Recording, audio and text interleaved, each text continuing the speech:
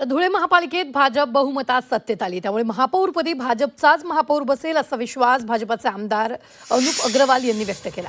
तर धुळे महानगरपालिकेच्या महापौर पदाच्या निवडीसाठी भाजपकडून महापौरपदी मायादेवी परदेशी तर उपमहापौरपदी ज्योत्स्ना पाटील यांचं नाव निश्चित करण्यात आलंय।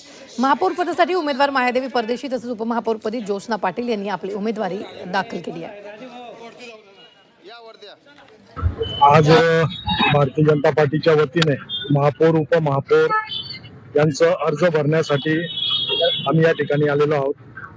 आदरणीय मायादेवी परदेशी यांचं महापौर पदासाठी आणि ज्योत्स्ना प्रफुल्ल पाटील यांचं उपमहापौर पदासाठी या ठिकाणी आम्ही अर्ज भरण्यासाठी आलेलो आहे। आदरणीय महाराष्ट्राचे मुख्यमंत्री देवेंद्र भाऊ फडणवीस, प्रदेशाचे अध्यक्ष आदरणीय रवींद्रजी चव्हाण, उत्तर महाराष्ट्राचे आमचे नेते आदरणीय गिरीश भाऊ महाजन आणि आमचे नेते या जिल्ह्याचे पालकमंत्री आदरणीय जयकुमार भाऊ रावल, जिल्हा अध्यक्ष गजेंद्र शेखांपळकर आणि सर्वच पदाधिकारी नगरसेवक यांच्या समवेत आम्ही या ठिकाणी महापौर उपमहापौर पदाचा फॉर्म भारतीय जनता पार्टीच्या वतीने या ठिकाणी भरणार आहे।